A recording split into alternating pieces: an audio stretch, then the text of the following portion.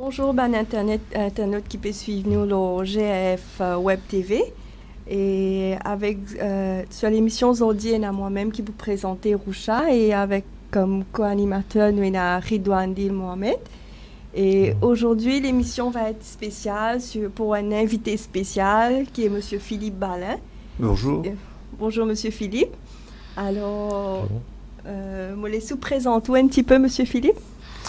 Eh bien, je suis Philippe Balin, donc je suis directeur général d'une ONG association en France spécialisée dans le handicap, qui accompagne des enfants, des adolescents, des adultes et des personnes vieillissantes avec une situation de handicap, aussi bien sur la surdité que sur le polyhandicap, handicap mental, qui les accompagne sur la région centre. C'est une région qui se trouve près de Paris, à 1 heure de Paris à peu près, et on a 25 établissements médico-sociaux qui accompagnent des enfants de la naissance, la scolarité, la formation, le travail, ou pas, quand il n'y a pas de possibilité de travail, jusqu'aux personnes âgées en situation de handicap aussi.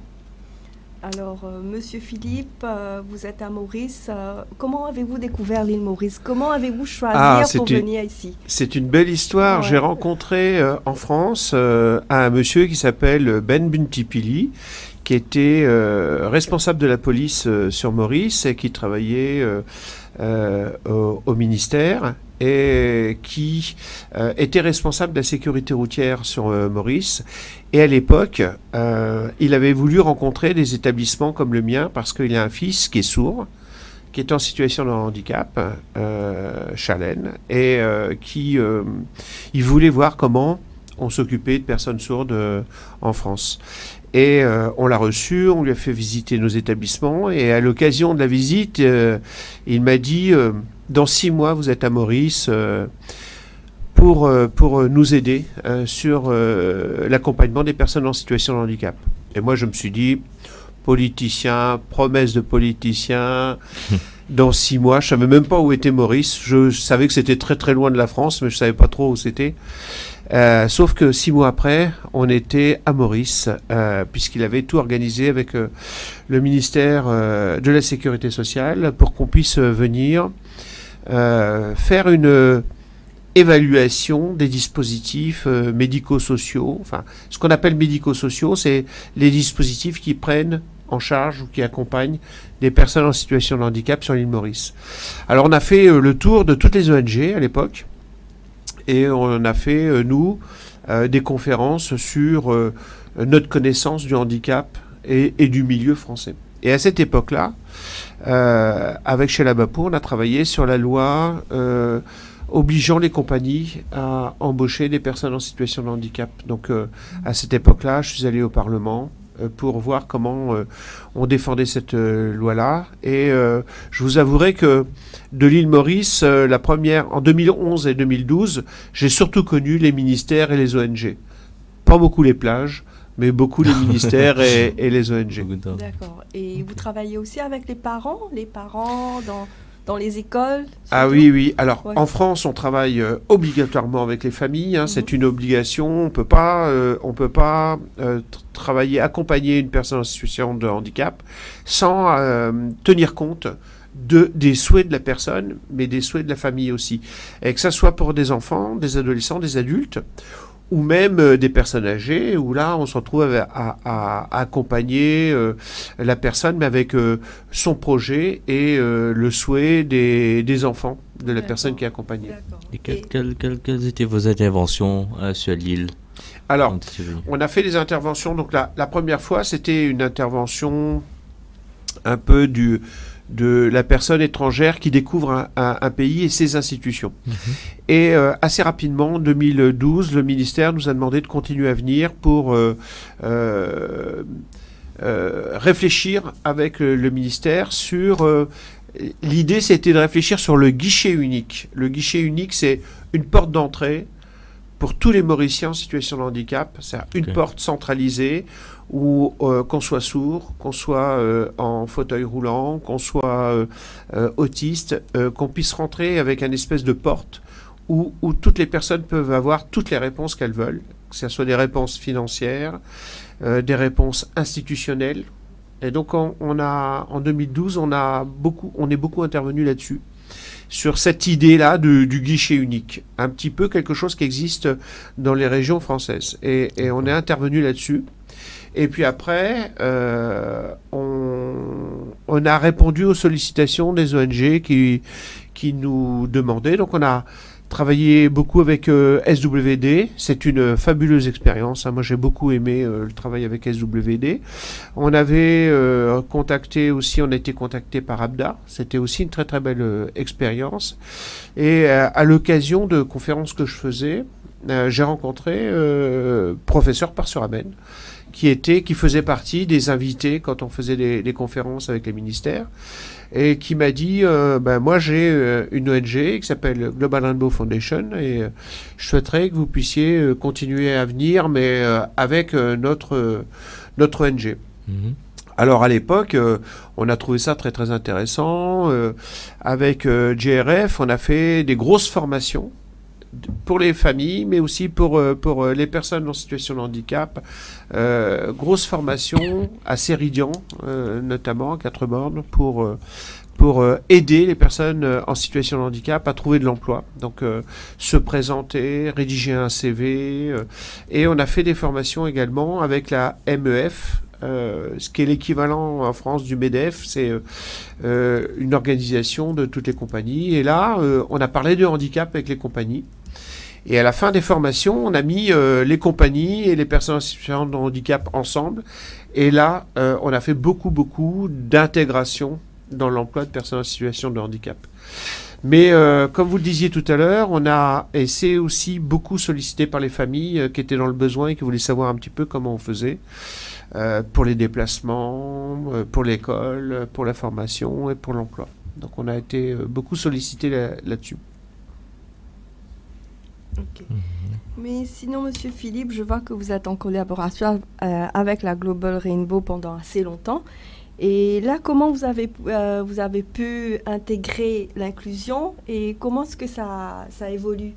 Alors, avec Global, au départ, on était plus sur des interventions intellectuelles, c'est-à-dire qu'on amenait une expérience et on partageait l'expérience. Donc, on a participé à la formation d'une première et deuxième génération de collaborateurs de Global Rainbow Foundation, des gens de bonne volonté qui étaient dans l'ONG. On a participé, moi j'ai fait beaucoup de cours avec des gens de Global pour leur expliquer le handicap.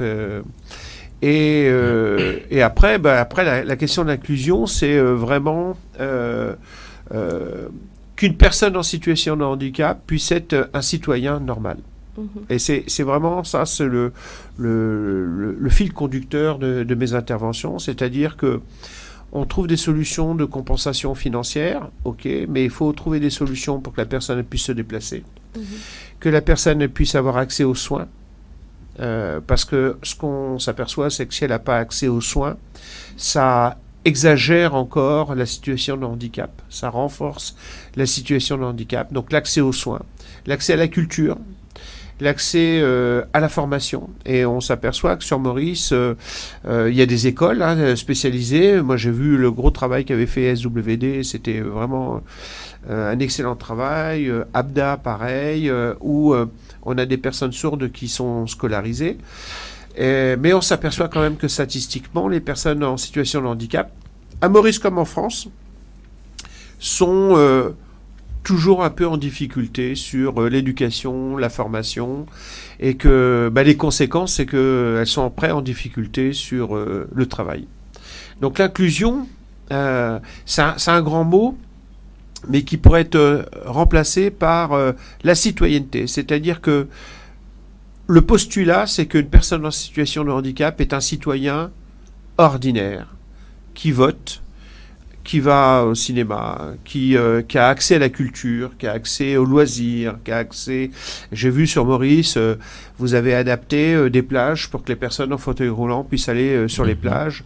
Ça participe à l'inclusion. C'est-à-dire qu'une personne qui est en fauteuil, et puisse aller à la plage comme n'importe quel citoyen. Ça, c'est un exemple qui n'est pas forcément visible parce qu'on pense toujours au travail, mais pour que la personne soit bien au travail, il faut que la personne en situation de handicap, elle soit bien dans sa vie de tous les jours, loisirs, qu'elle puisse se marier, éventuellement se transporter facilement.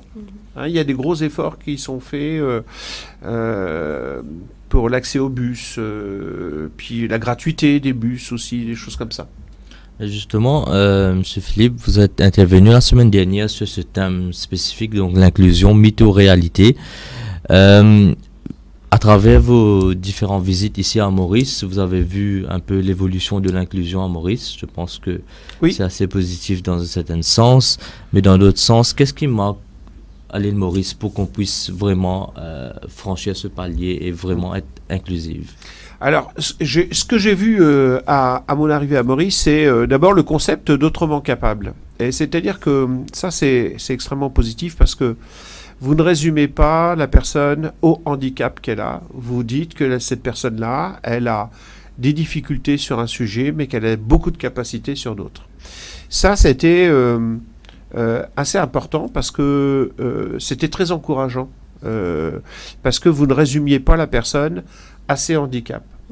Aujourd'hui, vous parlez beaucoup de personnes en situation de handicap et ça m'interpelle positivement parce que effectivement, vous considérez que la situation de handicap, c'est le résultat d'une difficulté et d'adaptation avec l'environnement.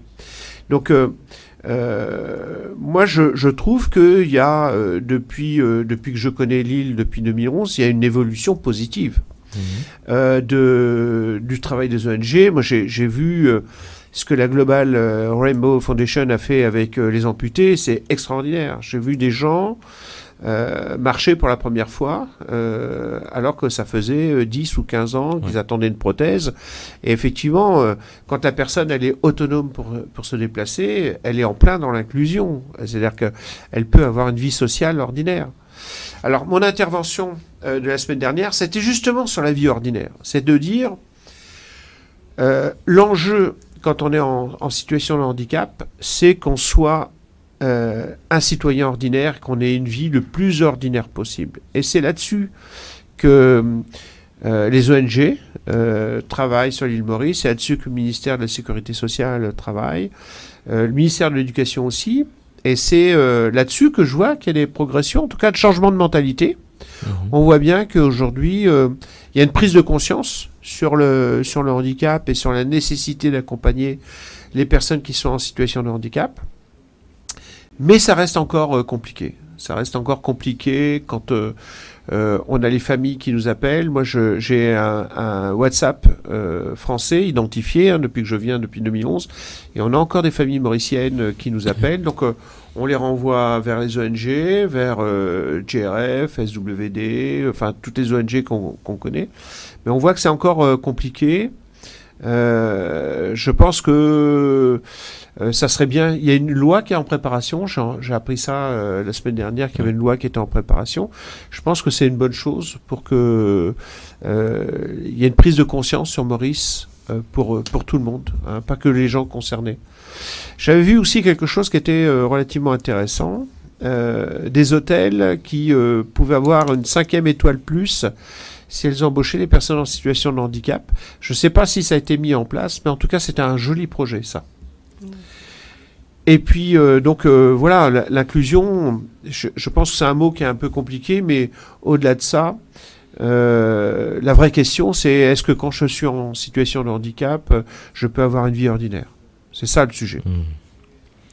Et justement, M. Philippe, donc les points que vous avez avancés, on parle d'inclusion ici à Maurice, mais quand on voit, je prends l'exemple des personnes sourdes et malentendantes, vous avez souligné l'effort des écoles spécialisées par rapport à l'éducation, mais quand on parle d'une vie ordinaire, par exemple à Maurice, les personnes sourdes et malentendantes, ils ne peuvent pas continuer leurs études au niveau secondaire même. Pourquoi? Parce qu'il n'y a pas d'interprète au niveau secondaire. Donc ils arrêtent au niveau de primaire et là ils sont laissés à eux-mêmes. Soit ils suivent des cours ou ils cherchent du boulot, donc c'est difficile l'éducation, principalement pour les personnes sourdes et malentendantes. Donc est-ce que c'est pas important d'avoir une loi cadre un disability bill par exemple, pour vraiment identifié les droits des personnes en situation de handicap et respecter les droits fondamentaux. Alors ça, vous mettez le doigt vraiment sur quelque chose qui est important, mais qui est aussi une difficulté en France, hein, parce qu'il ne faut pas penser non plus qu'en France tout va bien, il y a aussi des difficultés, des familles qui sont en difficulté aussi là-dessus. Alors effectivement, sur le sujet de la surdité, c'est important qu'il puisse y avoir des relais au-delà de l'école spécialisée et que la personne sourde qui a la capacité intellectuelle pour suivre des études puisse le faire. Et c'est vrai que sur l'interprétariat, c'est un peu compliqué à Maurice. Hein. Alors, ce qui est compliqué aussi, c'est le choix de la langue. Parce que les Mauriciens parlent le français, le créole, l'anglais. Les Mauriciens qui n'ont pas été à l'école, ils restent sur le français, le créole, et c'est vrai qu'il faut des interprètes qui soient multilingues, parce qu'il faut qu'ils puissent parler le créole, puisqu'il y a des Mauriciens qui ne comprennent finalement surtout le créole, le français, et puis dans la même traduction, il peut y avoir de l'anglais. Et il y a eu un super projet sur Maurice, c'est la langue des signes mauricienne qui a été créée. Alors, je crois que c'était Alain Gébert qui était venu il y a maintenant 15 ans et qui a fait des dictionnaires en langue des signes mauricienne. Donc il y a vraiment tout pour que ça marche. Mais il faut que, effectivement, à l'université, on puisse continuer l'accompagnement de ces personnes-là pour qu'elles aient des postes normaux, complètement adaptés. Alors, on parle beaucoup de l'inclusion. On dit tout le temps qu'il faut qu'un enfant en situation de handicap, il doit aller à une école, en guillemets, normale, comme tous les enfants. Mais que pensez-vous, un enfant avec un handicap dans une classe normale avec tous les enfants? Moi, je pense beaucoup de bien de ça, pour deux raisons. La première, c'est que la personne qui est en situation de handicap va avoir les mêmes stimulus, les mêmes stimulations qu'une personne valide, c'est-à-dire qu'elle va avoir un cours ordinaire et avoir un accès qui est un droit fondamental. Hein. L'accès à l'école, c'est un droit fondamental, universel. Donc elle va avoir accès à une école ordinaire. Ça, c'est le premier impact très très positif. Mais le deuxième, qui est souvent mis en deuxième position d'ailleurs, comme je le fais, mais qui est un point très très important, c'est aussi de préparer les mentalités des autres enfants à la solidarité, l'humanité. Et ça, c'est très très important de dire, oui, on a un handicap, mais on côtoie ces personnes en situation de handicap. Et puis, je pense que à cette occasion, ça permet de dire aussi à la population, aux enfants, aux adolescents, aux adultes, et c'est ce que j'avais dit quand j'avais fait une formation avec les policiers de Maurice, je dis, la situation de handicap, c'est pas toujours une situation de naissance. Ça peut être une situation qui intervient au cours du développement de la vie. Ça peut être une maladie qui a des conséquences sur le développement. Ça peut être un accident qui a des conséquences sur la mobilité. Ça peut être un traumatisme crânien qui peut avoir des conséquences même sur l'intelligence. Donc, plus on prépare la société à être une société inclusive et plus on prépare aussi son propre maintien dans cette société. Et c'est ce que je disais aux policiers. Je dis, travailler l'inclusion pour les personnes en situation de handicap, c'est aussi travailler sa propre inclusion si on devient demain en situation de handicap. Donc voilà, c'est pour ça que cette question-là, elle est intéressante de la mixité, personnes valides, entre guillemets, personnes en situation de handicap, que ça soit à l'école, que ça soit dans la culture, que ça soit au travail. Je pense en tout cas... vous m'avez invité hier à Tropique, c'est ça Oui, dans une entreprise. Dans une entreprise Tropique où vous avez participé à l'intégration de 13 personnes en situation de handicap. Quelle était votre expérience de cette visite? Moi, je suis ravi de voir. Alors, vous posiez tout à l'heure la question de qu'est-ce que j'ai vu en 2011 et qu'est-ce que je vois aujourd'hui. Ça, c'est une différence fondamentale. En 2011, j'ai participé à l'intégration de personnes en situation de handicap en entreprise. Mais il manquait quelque chose de très très important, c'est l'accompagnement de l'entreprise avec ces mêmes personnes en situation de handicap. Et ce que j'ai vu hier, c'est pour moi quelque chose d'extraordinaire. Alors c'est vrai que c'est une entreprise de 1000 salariés, c'est beaucoup de salariés, et qu'on ne parle que de 13 personnes en situation de handicap, mais il faut un début à tout. Et ce que j'ai vu, c'est que ces personnes-là, elles étaient au travail, mais vous continuiez à les accompagner, d'avoir plusieurs fois. Je crois que la première semaine, quand elles sont venues, vous venez au moins 3-4 fois dans la première semaine, et après vous venez 1 à 2 fois par semaine pour voir si tout va bien. Et hier, ce que j'ai vu, c'est que vous avez aussi formé le management. Ouais. On a fait une intervention à 3 avec Aïcha, c'est ça, qui vous accompagnait, Ridouane, hier. Et il y a une grosse formation pour le management. Et c'est ça qu'on ne faisait pas, nous, en 2012. Parce que en formant le management au handicap, c'est-à-dire leur expliquer ce qu'est une personne en situation de handicap, vous mettez en place les choses pour que ça marche et pour que ça suive. La compagnie, elle ne pourra pas passer du temps à accompagner les personnes. Et ce que vous faites là, à mon avis, c'est vraiment très très important. Et ça, c'est vraiment... J'ai été ravi de ma journée d'hier. Pour moi, c'est du concret. Du concret. Et il y avait une bonne ambiance. Vous avez réussi à mettre une bonne ambiance dans la compagnie. Et parce que le handicap, c'est pas toujours triste. Et ce que vous avez fait des jeux de rôle. Aïcha, qui était avec vous hier, Ridouane, a fait des jeux de rôle avec le management.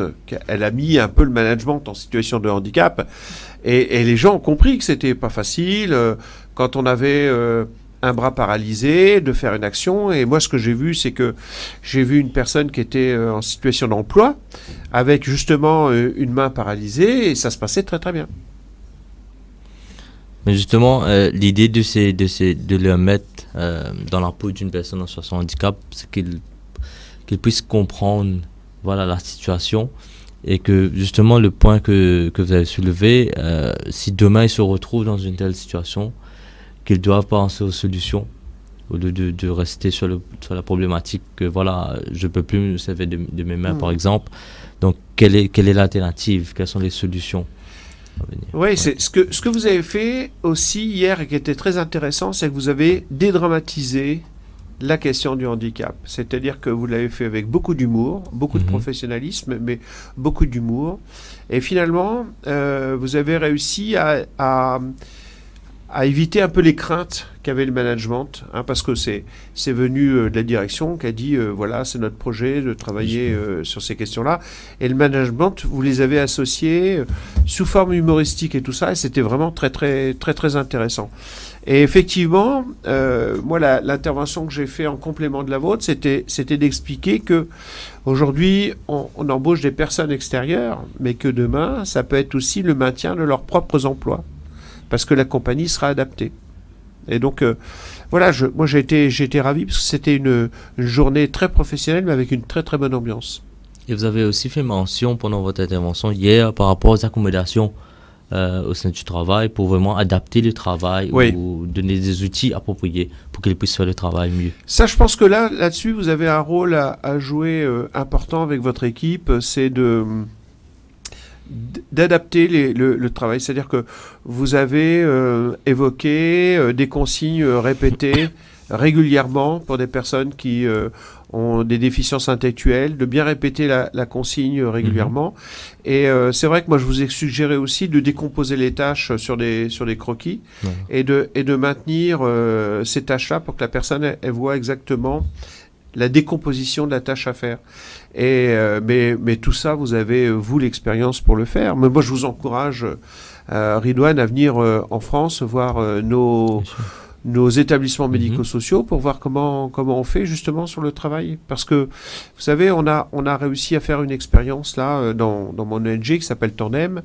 On a même des entreprises qui sont 100% personnes handicapées. Il n'y a pas de personnes valides. Parce que le handicap, c'est le handicap moteur, des fois intellectuel, mais on peut aussi avoir des personnes en situation de handicap moteur avec une intelligence ordinaire, voire supérieure, et puis qui puissent faire tourner une entreprise. Alors, vous travaillez beaucoup avec les compagnies, les ONG et tout, mais comment trouvez-vous à Maurice? Est-ce que les parents sont assez concernés? Est-ce qu'ils arrivent à avoir toutes les formations qu'ils ont besoin pour pouvoir guider les enfants? Moi, aujourd'hui, je pense que, enfin, en tout cas, les familles qui m'ont contacté, elles me disent que ça reste un parcours du combattant.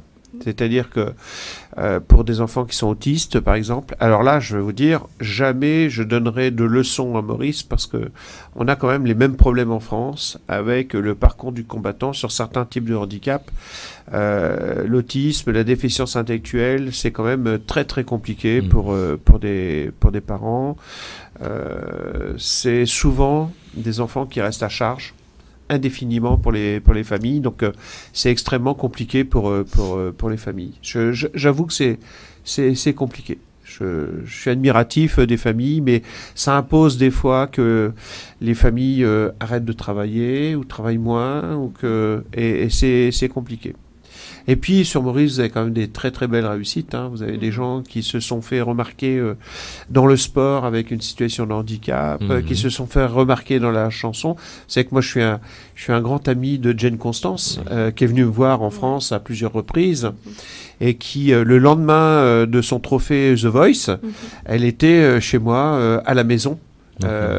Avant même de faire les chaînes de télévision françaises, parce qu'elle les a faites toutes, les chaînes, elle a fait toutes les chaînes, mais avant de faire Michel Drucker, Ardisson, enfin toutes ces grandes émissions-là, elle est venue à la maison, et si vous regardez le clip de Jane Constance, et vous la voyez sur un vélo tandem. Le vélo tandem, c'est mon ONG qui lui a offert le vélo. Donc, avec Jen et sa famille, c'est vraiment une grande histoire. Je ne viens jamais sur l'île Maurice sans rencontrer la famille de Jen Constance ou Jen. Mais là, Jen, elle est en Angleterre aujourd'hui. Mais c'est une belle réussite, ça. C'est une belle réussite. Parce que Jen, elle est aujourd'hui sur des formations supérieures. Donc, ça rejoint la question de Ridwan tout à l'heure sur la capacité à aller faire des formations supérieures. Mais si Jen a accès à ces formations supérieures, c'est qu'elle a eu les formations préalables. Elle parle l'anglais couramment, le français couramment, le créole couramment, et elle a eu accès à de formations solides à Maurice qui lui permettent de préparer la formation d'avocate aujourd'hui. C'est ça qui est important. Si la personne a ce genre d'accompagnement, le support des parents, l'éducation nécessaire, le support et tout, ils peuvent réussir. Ils ont la possibilité de réussir, mais il faut les accompagner. Oui, ça vous avez raison. Vous avez raison, il faut vraiment... Je pense qu'il faut accompagner les familles, accompagner les personnes en situation de handicap, dans tous les âges de la vie et dans tous les projets de la personne, que ce soit des projets pour la formation, l'éducation, la culture, mais aussi pour des projets de gens qui sont avec un handicap tellement important qu'il ne peut pas y avoir de travail. Mais c'est pas parce qu'il n'y a pas de travail qu'il ne doit pas y avoir de vie. Bien sûr.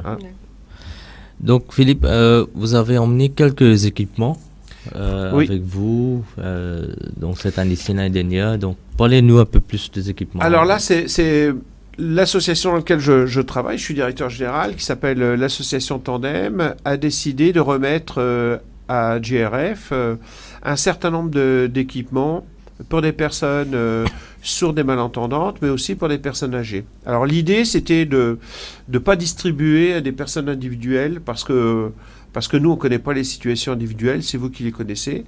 Et ça a été un projet qu'on a mené avec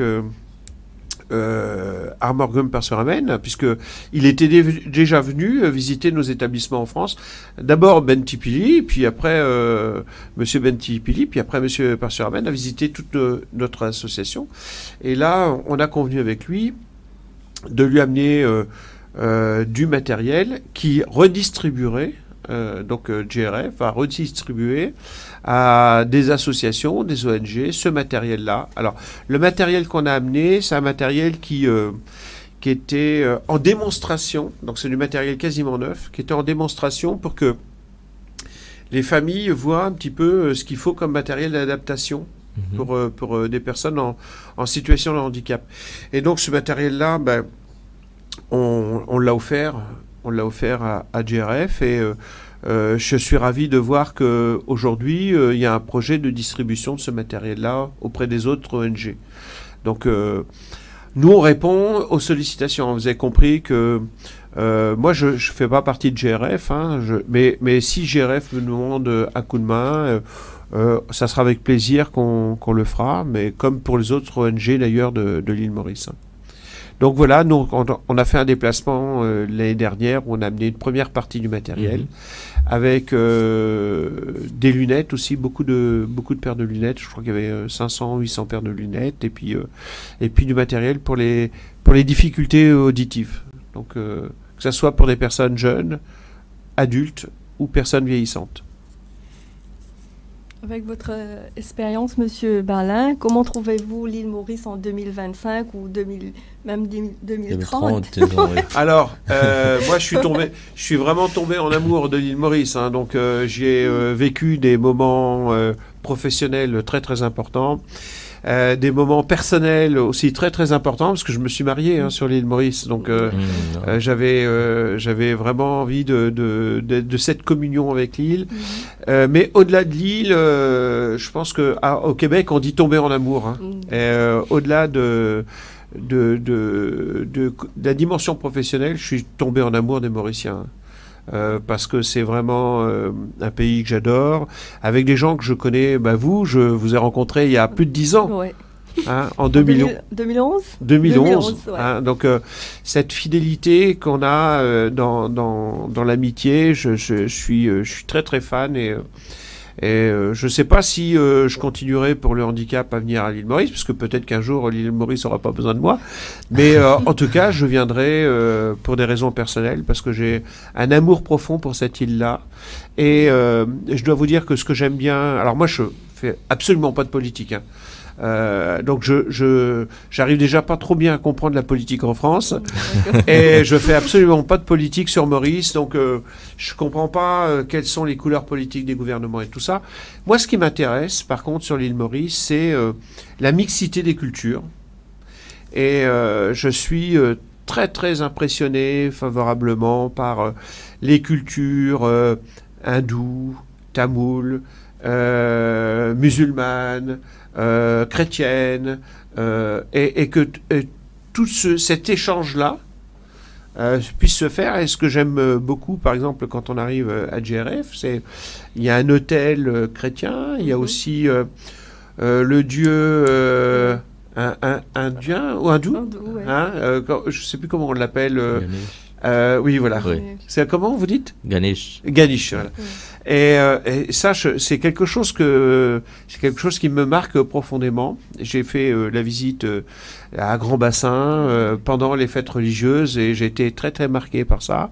En même temps, je vais souvent dans les temples tamouls, je vais à l'église Flic en Flac, donc je suis vraiment très très fan de cette mixité.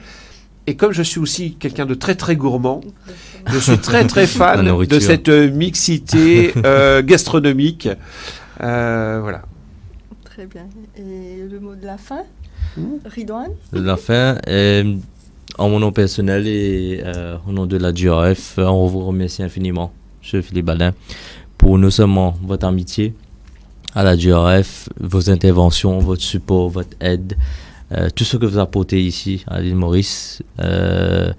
C'est ça qui est le plus important et qu'on doit maintenir, c'est cette amitié, moi-même personnellement et la GRF. Donc merci beaucoup pour tout ce que vous faites. Ben, vous êtes les bienvenus. En tout cas, je pense au nom de la présidente, la présidente qui n'a pas pu venir cette fois-ci, Corinne Lestrade n'a pas pu venir cette fois-ci, mais je pense qu'elle viendra. En tout cas, je l'ai eu hier. On sera ravis de vous accueillir. Peut-être dans une délégation professionnelle, c'est-à-dire que pour vous faire visiter les établissements, passer un peu de temps avec vous, vous accueillir, on sera ravis de vous accueillir. Et puis, c'est gagnant-gagnant parce que vous m'apportez largement autant voire plus, que ce que je peux vous apporter. Donc, c'est un vrai plaisir d'être parmi vous encore aujourd'hui et puis cette mission-là. Merci beaucoup. Merci bien.